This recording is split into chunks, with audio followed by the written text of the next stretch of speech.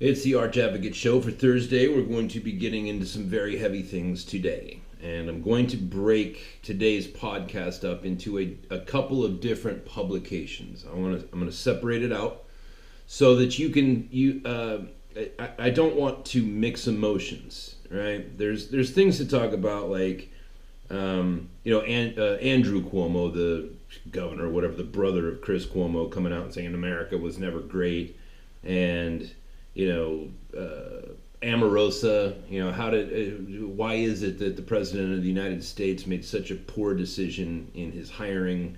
You are who you hang out with. You are the average of the 5 closest people to you. You know what I mean? And so the fact that Donald Trump hired this woman needs to be discussed, right?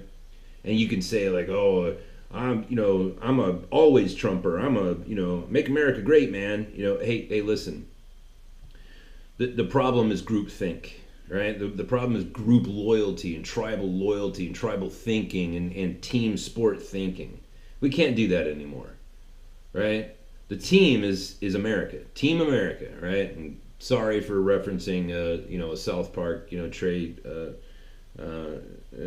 Parker and Matt Stone reference, but the team is America, right? We have to do what's right for the United States, not what's right for our party or what's right for people that we want to excuse because we want them to have longevity. I understand all that, but now is the time to let these people know, right? When we see something, we will not accept it. When we see evil happening, and I'm not saying that him hiring Omarosa was evil, but when we see things that are out of place and wrong, we have to call it out, right? Now, as I said, this particular episode is going to get deep, and I'm not going to talk anymore about politics or the state of the union, if you will. There's something that I need to have your complete attention on, and have it separated out, and to discuss so that we can all communally decide as a tribe what we're going to do, right? Because the thing about as I've said before on different podcasts, like, there's to everything in the human experience, there is a holy side to it and a profane, right? We all have that tribal mentality. Why? Well, because almost all of human history, almost all of it, was people living in tribes, living in tight little communities where everybody knew everybody, right? Because there were only a few hundred people. Everybody knew everybody. Everybody knew everything about everybody. And so in your tribe, right, you had everybody's back because they depended on you, and everybody had your back because they depended on you and you depended on them, I guess is what I'm getting at. So there's a very natural response to when we get stimulus, that somebody in our tribe has been doing wrong.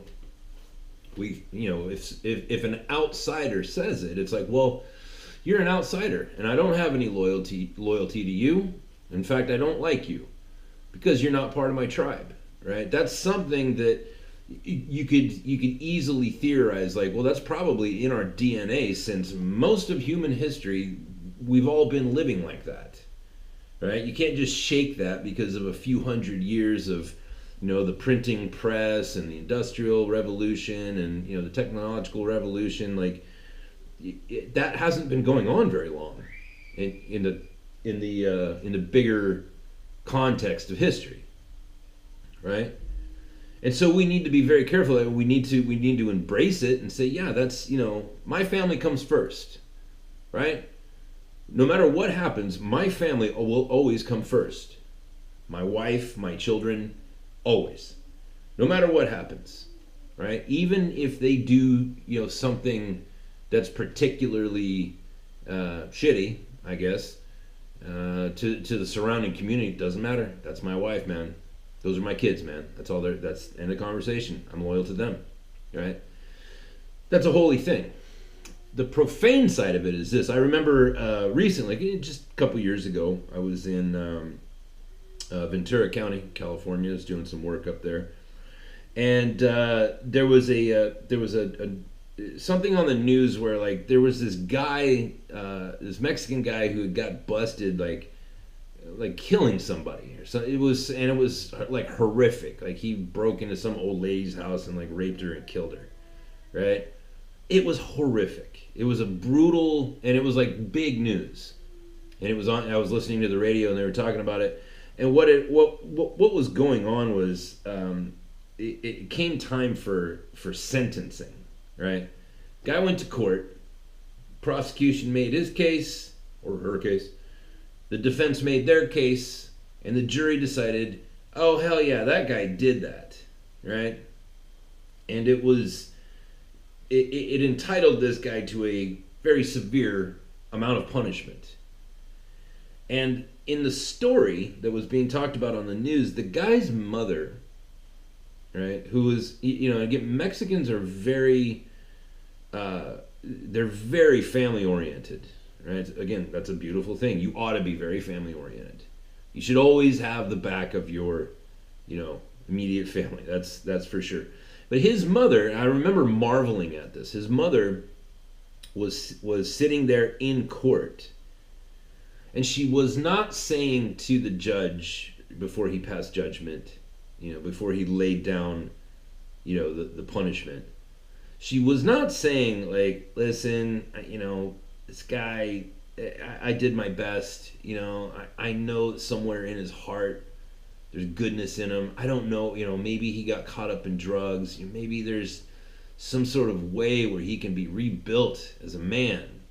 Maybe there's help. Maybe there's medication, chemicals that you can give him that'll straighten him out. It's not what she was saying at all. What she was saying was that everybody in the world was wrong. He didn't do it at all because she knows him. She raised him. And she knew for a fact that there is no possible way that her little boy that had grown up to be a man was a monster. Right? She got in there and she was crying and crying and crying and saying, oh no, Your Honor. All of you people, you have it all wrong. All this evidence that you have, it's all wrong. You're all wrong. You can't punish this man. You're wrong. And the judge had because they were playing it back, all right, with translators. She didn't speak English, but with translators and everything. And the judge said, "Ma'am, like this isn't the first time your son's been arrested and thrown in prison for violent crimes." Like there, and he began to kind of like rebuke this woman, like, "Listen, lady, like we've been through this before. We're not wrong. The evidence isn't wrong, and now your son's going down." Right? That's the profane side of that sort of group loyalty, right?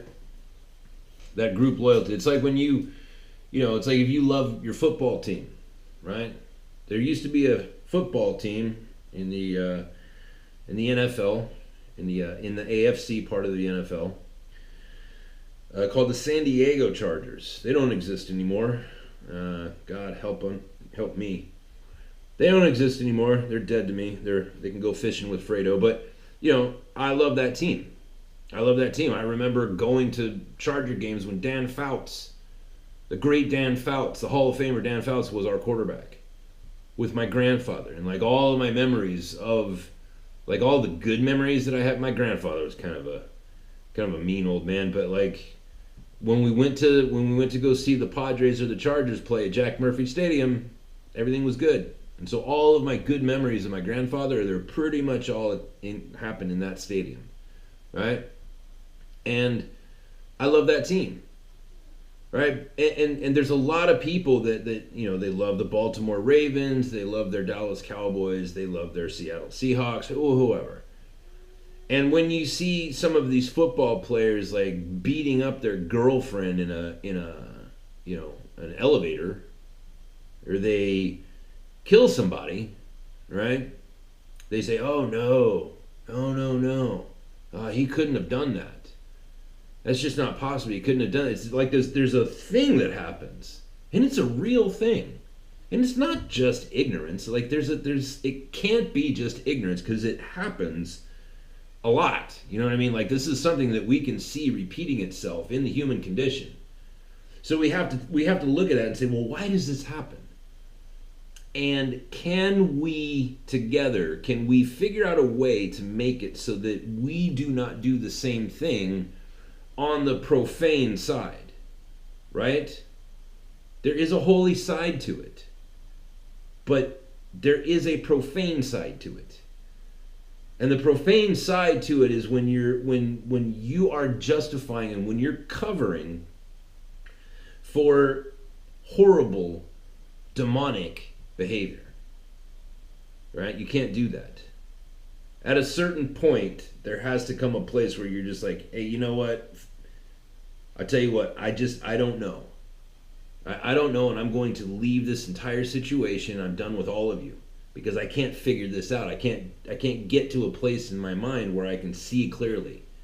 So I'm just going to let you people figure it, or whatever, however that works out. I don't really know the answer. Me personally, I have come to such a place in my life where I just don't, you know, it's like, man, if you do that, if you do something like that, then we're done. And I don't care who you are. I don't care how close you are to me.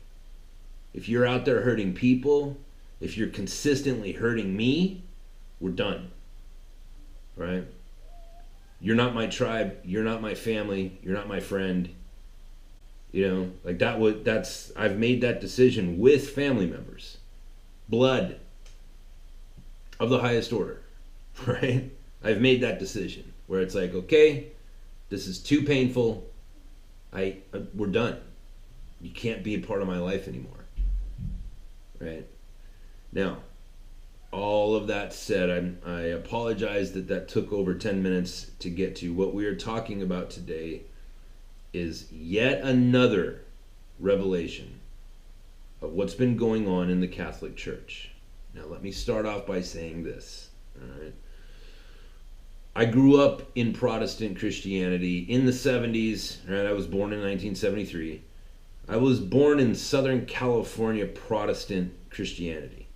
Right? So there's nobody that's more, I guess, if you thought of Christianity in terms of left and right, I guess Southern California Protestant Christianity would be like bedwetting liberal. You know what I mean? Like we're so Protestant that we don't even refer to ourselves as Protestant. We call ourselves non-denominational because those Protestants, man, they're too strict. They get too many rules, man. And I grew up during a period of church history called the Jesus Movement, which there was a guy named Chuck Smith, and he was I don't want to get too far into it. And Chuck Smith had a number of disciples, and one of them was Greg Laurie, and he's a big shot now. And another one of them was Raul Reese, and another one of them was Mike McIntosh, and another one of them, you know what I mean? Like, there's a whole history there. It's very liberal. And when I was growing up, there were two things that my family, my tribe, had taught me to be skeptical of and fearful of. One of them was Russians, right? So it was right at the sort of high point and very close to the end of the Cold War. Right? The Russians were going to nuke us, man. And that was, that wasn't like a phobia either. Like, that was a very real threat. And the other thing that we were to fear and not associate ourselves with was Catholics. I don't know. I don't know why. Like, growing up in Protestant Christianity was like, oh, the Catholics, man, they're the devil, and they're the Antichrist is the Pope, and all this other, like, I could waste a lot of time giving you a full description of everything that I was told, like why you can't be around Catholics, right? The fact is that, when you travel, you meet people. And the more people you meet, the more your perspective changes. And I now have a large amount of, well, I wouldn't say a large amount, but I have friends now that are like full on, they are Catholics, their parents were Catholics, their grandparents were Catholics, and everybody in their family was Catholics going back almost 2,000 years because they're from Croatia and they're from Italy. You know what I mean? They're from southern Turkey where Paul, like all the places that Paul went. right? Their whole families have been Christians the whole time, and it morphed into Catholicism, and that's just who they are.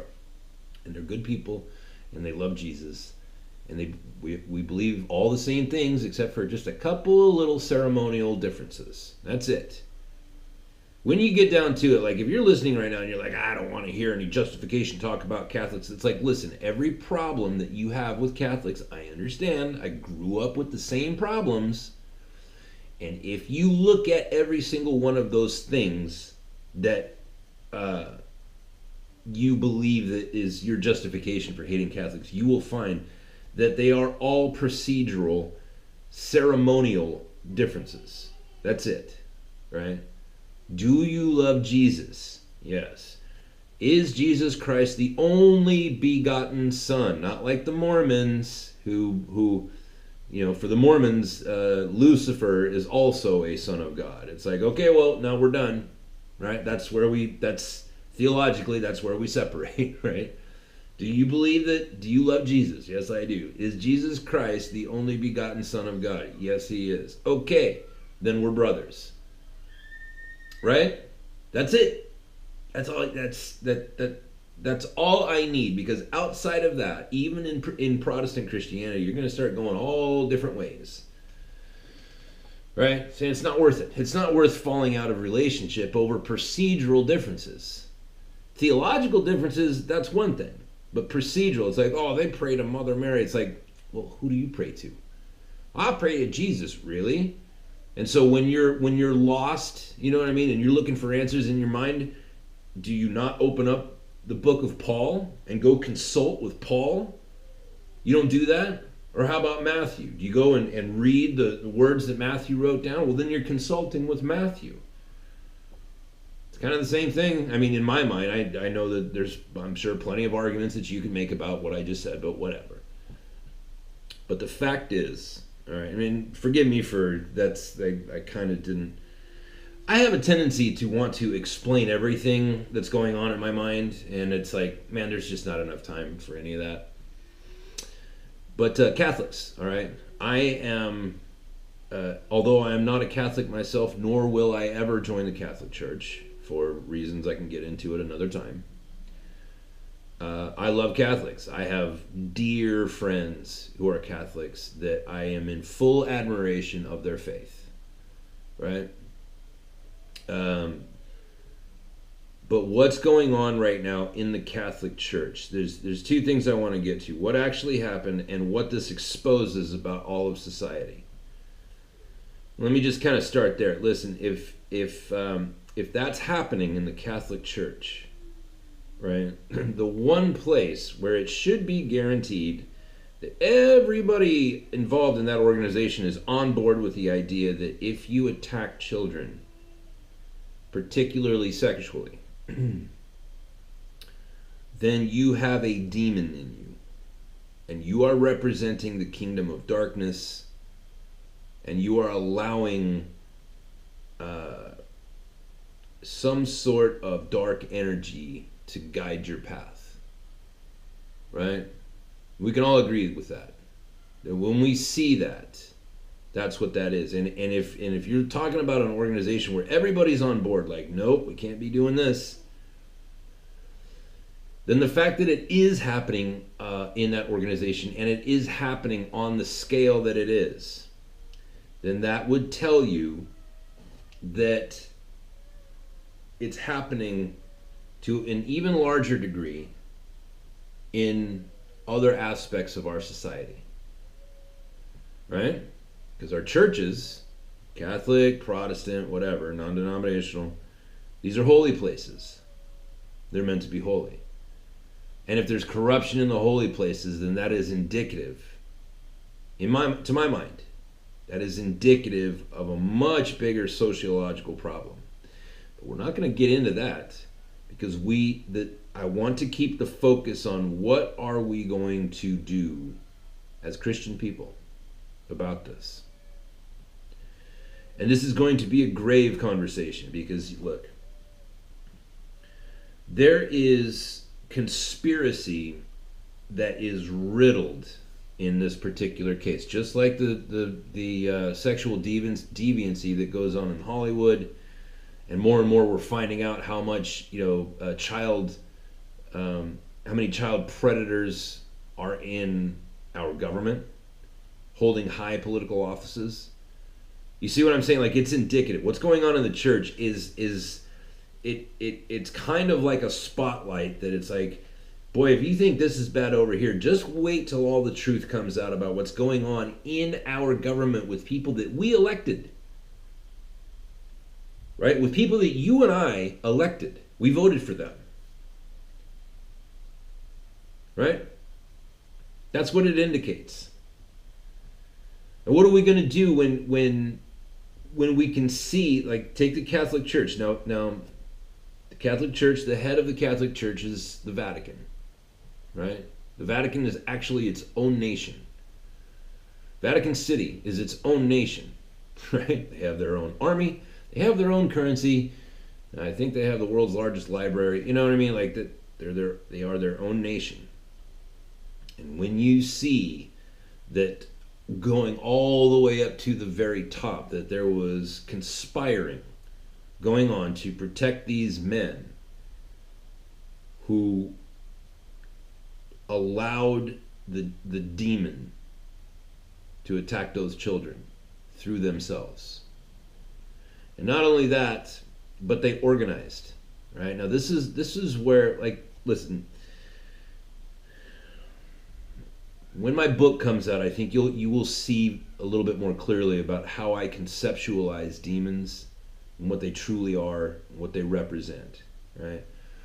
I've said it before, like, when you see a tweaker, right, you see somebody on the street that's, a couple of years into a meth addiction, that person is under a very demonic influence, right? But it's localized. It's just that person. You know what I mean? That's a horrible problem that needs to be addressed. But it's even more horrific when these demons start collaborating. And they start getting together and making plans. And they start building a structure around what they're doing. In this case, it's come to light in the last 2 days. One of the things that was pointed out was that these priests, and there's like 300 of them so far, right? And there's more to come. But so far, it's like these people who were demonically attacking these children. And there's some, I'm still conflicted on whether or not I'm going to get into the graphics, right? Part of me wants to use some of the graphic descriptors just so that it hurts your brain, so that you remember this conversation, right? So that you have an emotional attachment to this conversation, because you need to. But anyways, these people were giving these children like particular pieces of jewelry and different sorts of things that they could wear on their bodies, so that other pedophile priests would know, like, this kid has been abused so much that they're ready for more abuse. Right? That's demonic. Demons building up a little society to themselves, and it's happening in our holy places. What I wanted to get to, I wanted to point out what I was getting at with the Pope and the Vatican is that, okay, well, we've already seen that high office, that the administrative aspect of the Catholic Church has done everything that they can to pay people off and brush things under the rug so as to avoid the public black eye that they had coming to them. Right? That is an act of support. Right? Now, I've had conversations with Catholics, with Catholic priests about this particular problem, and asked them, like, why does the hierarchy cover for these people? And one of the answers that I got, now you have to listen to this, right? Because this is kind of a conundrum. One of the priests that I talked to said, look, the thing is, and he said, you know this as well, that if somebody says that they are seeking forgiveness and they want to be forgiven, that they realize the error of their ways and they repent, that the shed blood of Jesus covers all sins, and that we cannot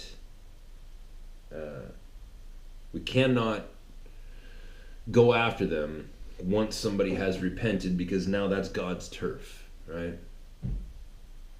That's a tough one, right? Because that's what we all believe about the blood of Jesus, right? That holy, atoning blood of God is what covers our sins and forgives us.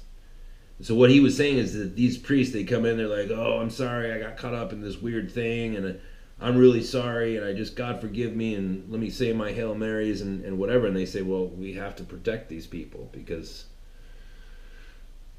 they claimed the blood of Jesus, right?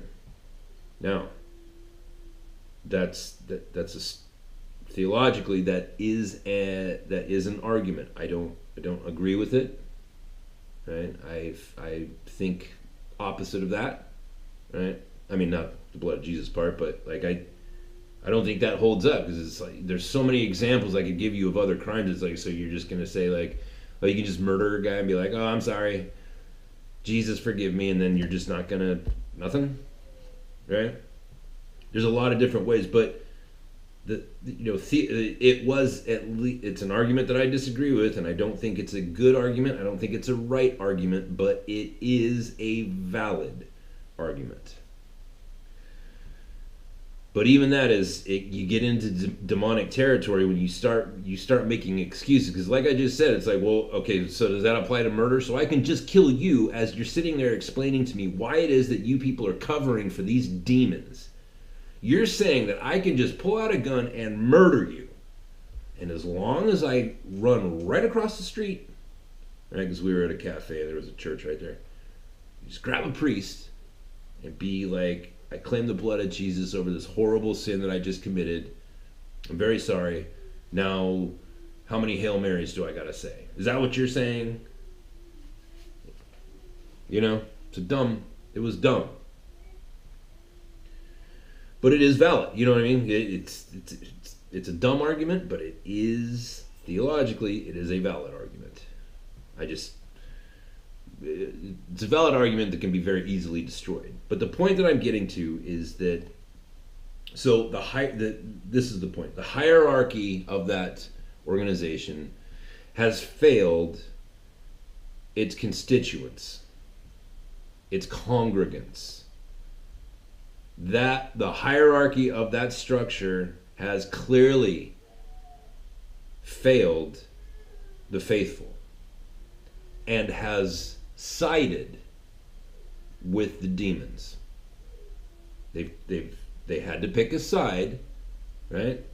Do we allow ourselves to receive the embarrassment that we have coming to us, so as to, take this vicious abuse upon ourselves, just like Jesus took the abuse upon himself, so as to make it so that these precious innocent children are protected from the abuse?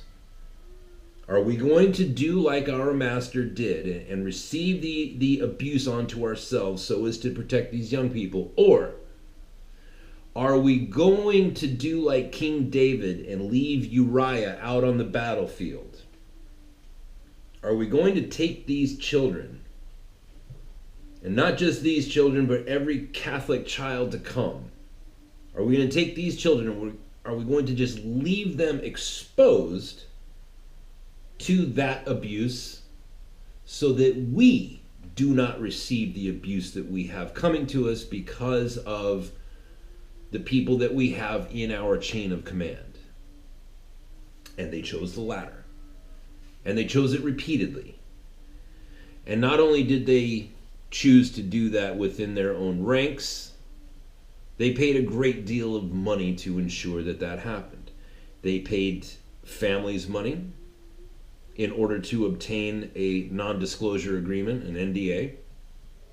They paid families off so that they would not legally be able to speak out anymore.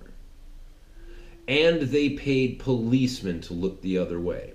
And they paid politicians to look the other way. And they used their considerable political power to move politicians around so as to protect their secret. That's demonic. That is demonic.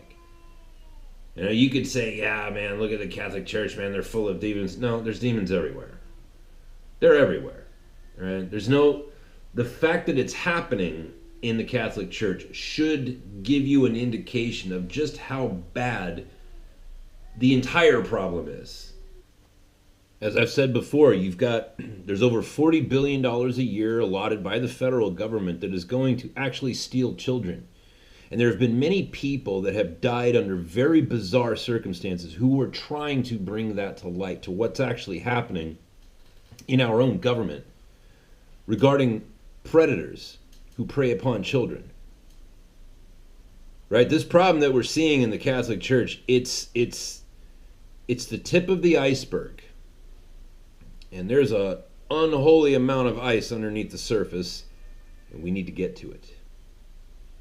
We need to be able to come together and figure out what we're going to do here, because these times that we're in, this is the time to put your foot down and slam your fist on the table and let those people know that it is we who are in charge. Right? A properly forming hierarchical structure is one that is symbiotic. One depends on the other. Right? Priests and politicians and professors have got it into their mind that they are that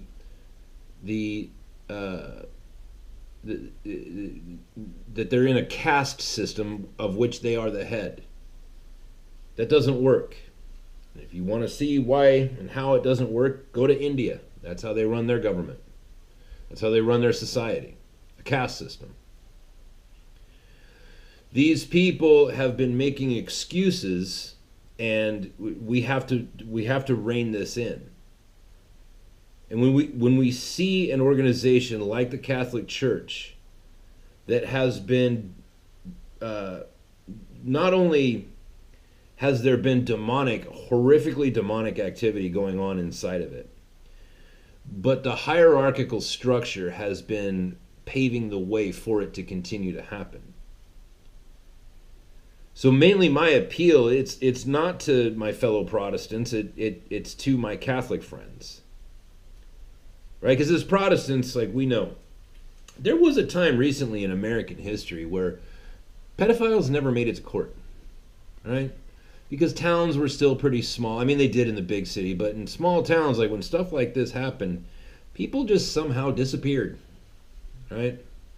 Because the police would go out and they would take that person if they knew for a fact that it had happened. Right?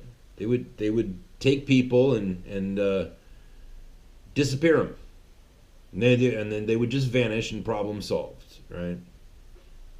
Now that is sort of a form of vigilantism, but at the same time, it's like, well, that's how societies used to do things.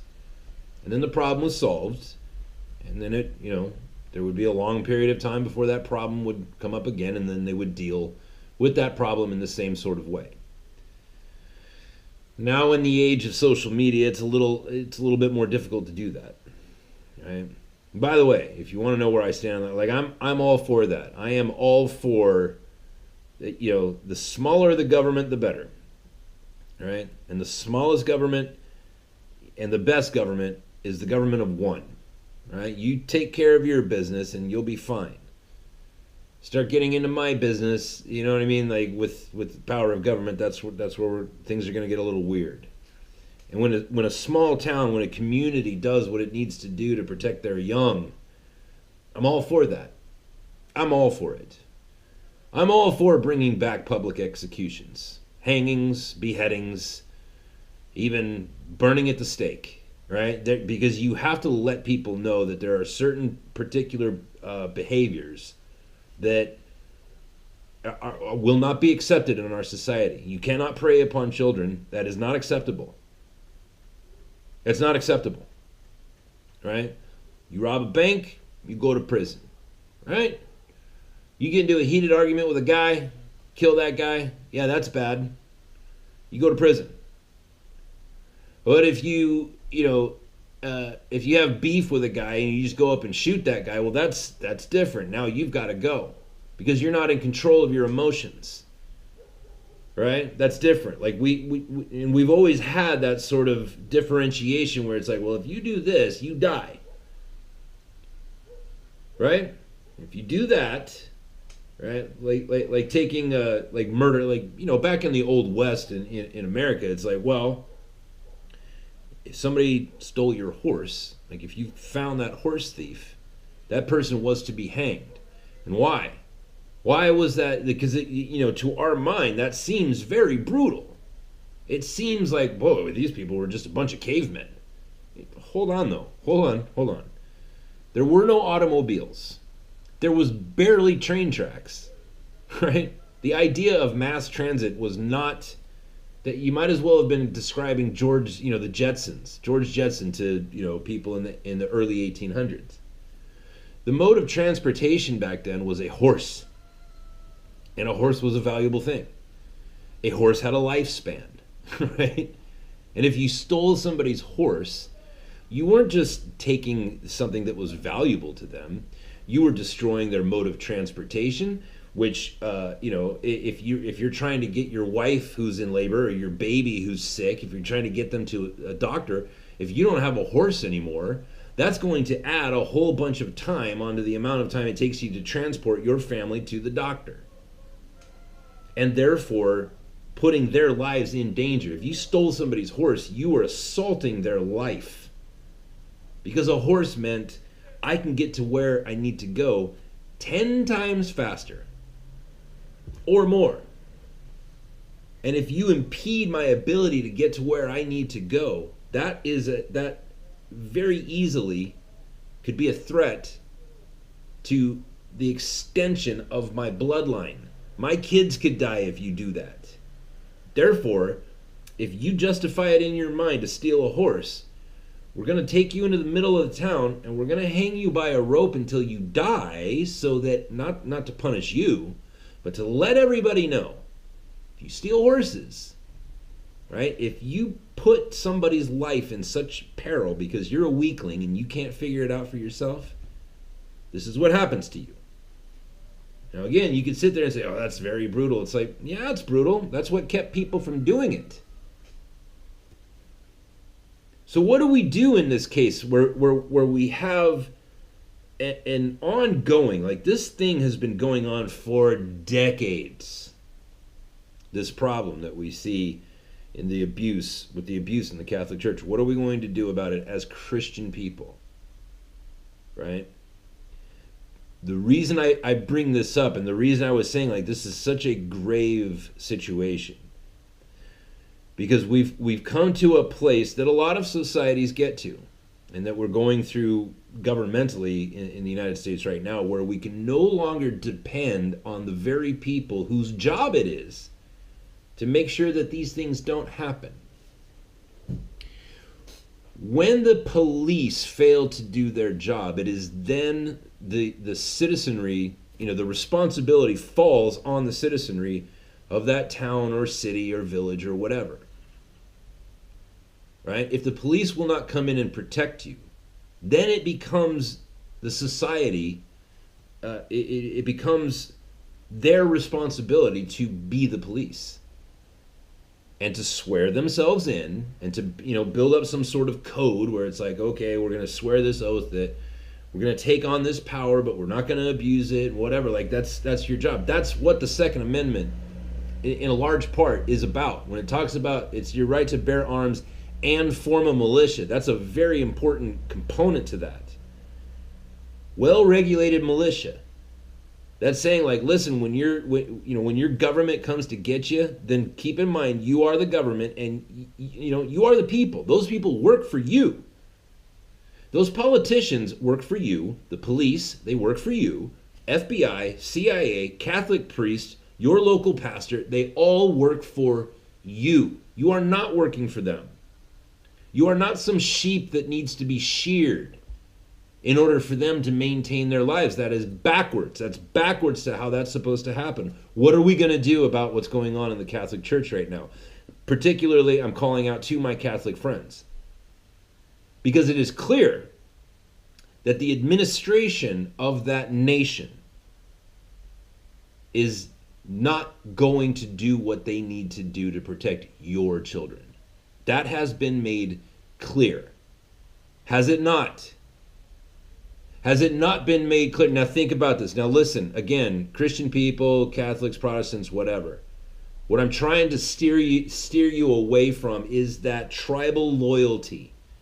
Like, I'm Catholic, they're the church. I cannot speak out in disloyalty. Yes, you can and you must.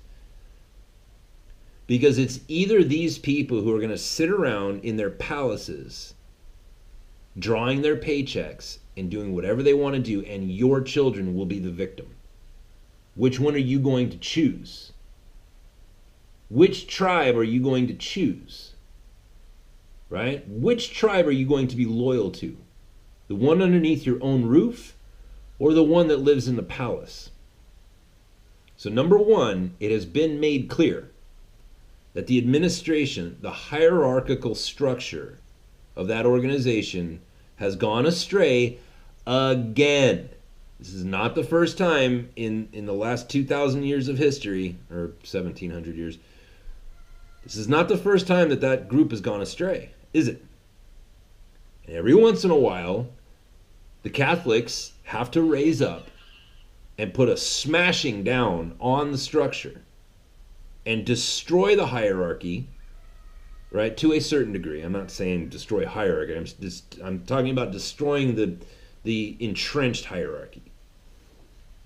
You have to get rid of them. You have to let them know that the Catholic Church is made up of Catholics. The Catholic Church is not the Pope. The Catholic Church is not the cardinals and the bishops. The Catholic Church is everyone. That word Catholic, it means everyone, right? So we have to decide, like, one, are we going to bring these people in the hierarchical structure to account for the fact that they have covered up and paid out large sums of treasure to keep themselves from being viewed poorly, right? They would rather your children be raped than to have somebody look at them in a lower esteem. That's demonic. I don't know what else is. Secondly, you have to send out, as you, me, all of us, we have to make it clear to the powers that be that this kind of behavior, if you swear yourself into the service, the lifetime service of the Lord Jesus Christ, you take on that vow of poverty, you take on a vow of celibacy, which, by the way, is not biblical. And I don't want to hear your argument about the, who are they called? The Maccabees. I don't want to hear about the argument of celibacy. Jesus never taught to be celibate and to refuse to get married. There is more biblical precedent that your priest must be married than there is against your weak ass argument. But if that's what you want to do, like if that's what you must do to sort of prove to yourself that you are devoted to Jesus Christ, if you take on that oath, if you make that statement to the people who are depending on you in your society, and then you violate a child, you need to be punished so severely that it sends a message to every other priest that this will not be accepted, and that if you do this, your life will be in danger, in peril, and that you will most likely not even be given the consideration of a marked grave. These if you are sitting there right now saying like, Pete, this is getting awful violent and awful uncomfortable, well, think about those kids. One of those kids was a young girl who was in the hospital because she had surgery and she wasn't even conscious.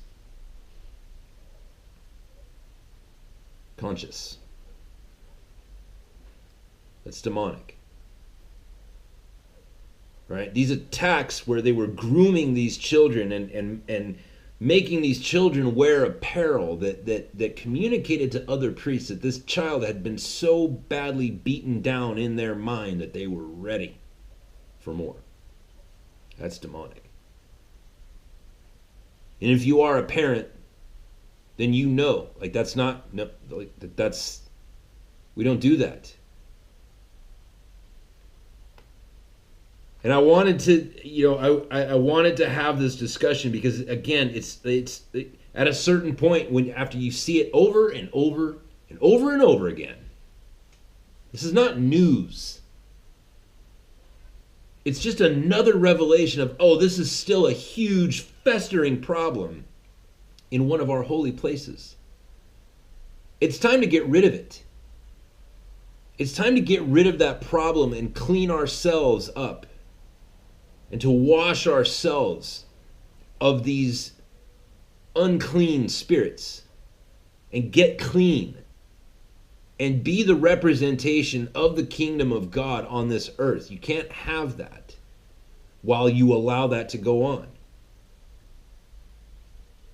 When you allow this to go on, you are sitting in that seat of King David where you say, I want to have sex with this woman so bad that I'm going to allow this innocent person to be murdered.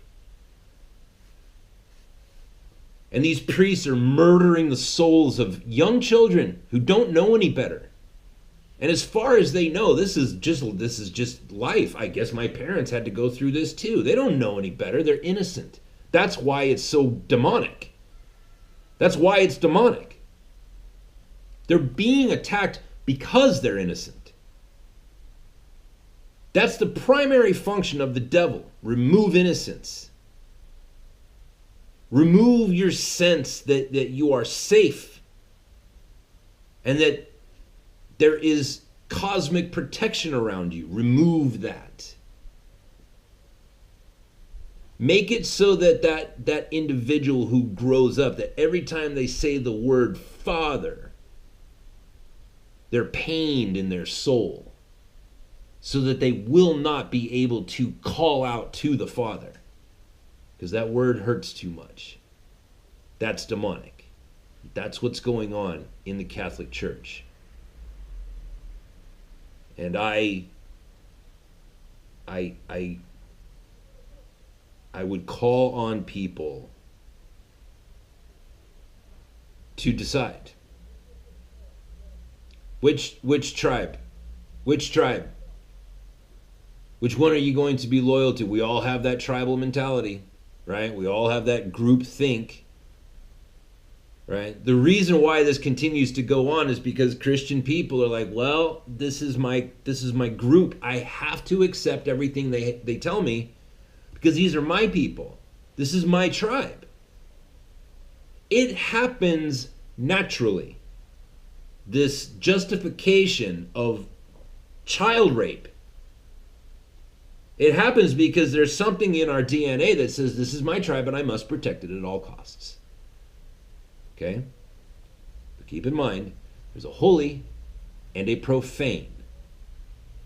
And when you decide that the tribe that you must protect are the lives that you have called down from the heavens, your own children. That's your tribe.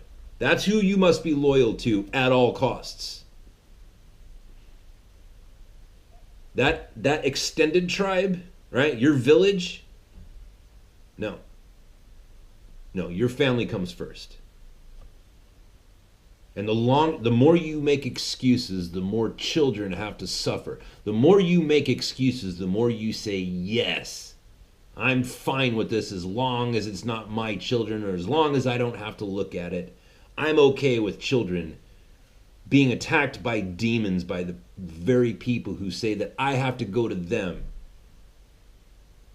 to obtain the favor of my God. No more. No more. And the same goes for politics. And I'm going to do I'm going to do another episode. It'll be posted a little bit later after this one because I'm going to have to record it. But the same goes for our political structure. The thing that's been crippling our nation is that sort of group think, where you've been thinking about your village more than you have about your own children. Your loyalty is good, but it's been misplaced. And we need to discuss this together. We need to have this discussion together. What are we going to do? And who is it that we are going to say, because like in this case where we have these demonic people attacking children, it's a very dicey proposal when you start talking about dehumanizing people, because when you do that, then you're becoming what Antifa has become, just like their predecessors, the Nazis. Right? You're becoming a group of people who will just go around and they say, well, you're not a human and therefore I can kill you. That's a dangerous proposal. Right? But the fact is that there are people who do such horrible things that you have to look at them and say, okay, I'm sorry, you no longer have the right to be a human. Right? Our judicial system bears that fact out. There are people who commit such heinous acts that we put them to death. We do that. They do it a lot in Texas. We do it in California. It happens in a lot of different states. There are certain things where we say that we have collectively agreed upon to say, look, if you do this thing, I'm sorry, you can't be a human anymore. We dehumanize those people, right? We take away their humanity along with their lives, and it's justified. So you have to be very careful about, when you do that, because there's the profane side of that. The easiest thing that you can get into in your mind is, the next thing you know, you're a Nazi, killing Jews. Oh, these Jews, they're not humans. You know what I mean? That's what happened to the Nazis. They dehumanized a class of people and broad-stroked an entire race of people. That's how people do it. That's how Antifa does it. You look at these Antifa kids and you're like, how are you doing this? How have you come to this place in your mind? It's simple. They've dehumanized anybody who doesn't agree with them. Even people who are there to try to help them. Amazingly enough. Right? And there is a call. We have it in our judicial system. There is a place that a man can get to, that we can look at that man and say, okay, I'm sorry, you're no longer human. And now we're going to take that away from you. When people are sitting in the seat of a priest and they're using that seat of power to viciously attack and alter the course of a young person's life, an innocent person's life, it's like, okay, you're no longer human. You're no longer human. You're a demon, and you got to go. We can't have you here. We can't have you on our planet. You're attacking our young, and you are attacking them not because they're innocent, right? Or I'm sorry, let me rephrase that. You're not attacking them out of the opportunity that is presented because of their innocence, because they're unable to defend themselves. You are attacking them because they are innocent, because you want to defile their innocence, because you want to defile their sense of wonder, and because you want to set that young, innocent life on a new altered course that is darkness and pain for the rest of their experience in this cross-section of time and space. That's demonic. And you got to go. I told you this would be heavy. There's another podcast coming. I hope you tune in. And yeah, I'm sure I'm going to get a lot of emails on this one. Hey, if you want to support the show, it's archadvocate.com. If you want to write in about today's episode, go down to the bottom. There's a little email thing. You can email me. Or you can go even further down, click on any of the social media things, contact me that way. But yeah, thanks for tuning in, and keep your ears open for the next episode. It'll be later on today. Until then.